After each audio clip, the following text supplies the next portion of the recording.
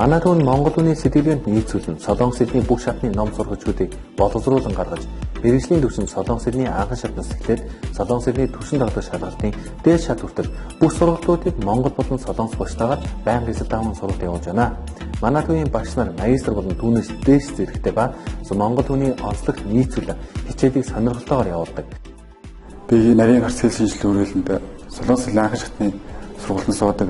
Солонгос Монгол багштай найрсаг тав тухтай ном болон дагалдах CD бус хэрэгслүүд нь ойлгоход маш хүнтэй. 6 сарын дотор одоо ТОП-ийн 4-р түвшинд тэнцвүүлж ясан гэдэг. Хичээлийн цагаараа нэмэлтээр ирж хичээлэх боломжийг олгодог байгаа. Хилээ сенсор сэтгэлэг хандахыг хүсэж байна. Солонгос хэлнийхээ мэдлийг дээшлүүлэхийн тулд нарийн гарц хэл шинжилгээний хүрээлэнг зорж ирсэндээ баяртай байна. Багш нартай баярлалаа. Солонгос хэлийг зөв суурьтай суралцахыг хүсвэл манай сургалтын төвд хүрэлцээр суралцаарай.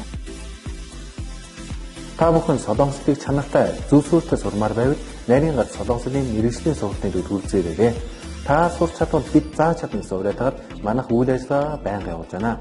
Манай хаяг 13 дугаар хоолойн автобусны буудлын баруун талд байрлах Британий эзэнгийн баруун хойд талд Могул Sky офисын 5 дугаар давхарт 505 506 дугаар өнд байрлаж байна.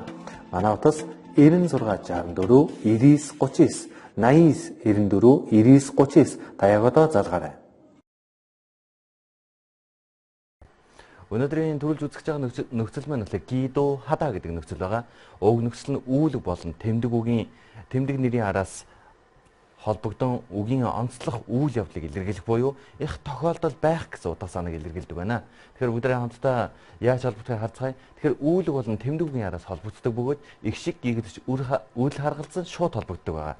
За эхний үг Вэшик Хада гадуур хоолох гэсэн үг байгаа. Вэшик Хада. Тэгвэл даачиг нь ашубта харамсалтай байх, күмта өсөх, игта унших гэсэн эдгээр үгүүд байгаа. Тэгэхээр эдгээр үгүүдийн араас Гидо Хада гэдэг нөхцөл маань их шиг гэгдэж үйл хамааран шууд холбогддог юм а. Тэгээ Вэшик Хагидо Хада гадуур гарах тохиолдол хооллох тохиолдол байдаг, гадуур гарах тохиолдол байдаг. Ашуб Гидо Хада харамсалтай байх тохиолдол байх. Күм Гидо Хада өсөх тохиолдол байх. Иггидо Хада унших тохиолдол байх гэх мэтлэнгээр хуурдаг байна. Тэгвэл өгүүлбэртүүд тэрхүү холбоотой бүгд хамтаа харцгаая. 항상 집에서 밥을 먹죠. байнга гэрте хоолоо иддэг үстэй. 아니요, 가끔 외식하기도 해요. үгүй заримдаа гадуур хооллох тохиолдол байдгаа гэсэн санааг илэрхийлсэн байна. Тэгвэл түүний дараагийн өгүүлбэр дээр 주말에는 책을 읽기도 하고 낮잠을 자기도 해요. амралтын өдрөөр ном унших тохиолдол байдаг, өдөр нь унтах тохиолдолч байдгаа гэсэн байна. За тэгвэл түүний дараагийн өгүүлбэрийг хамтаа харцгаая. 기분이 좋기도 하고 나쁘기도 합니다.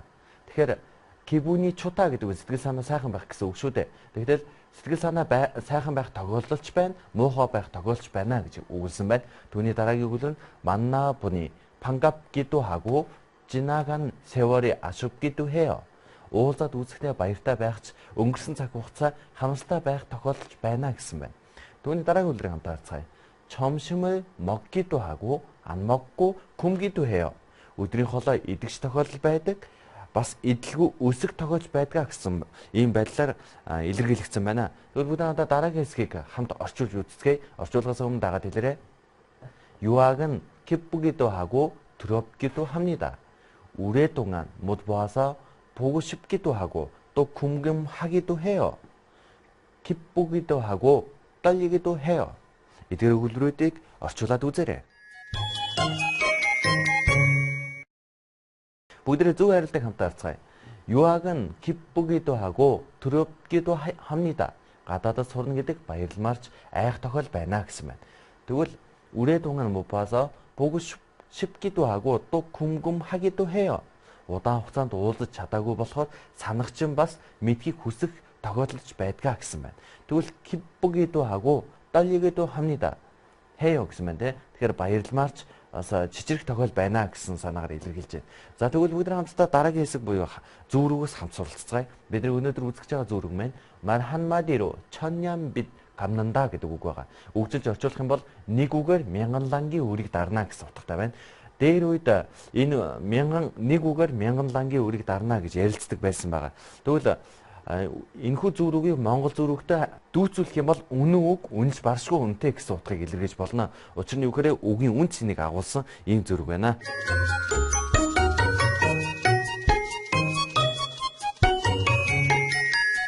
Thank you.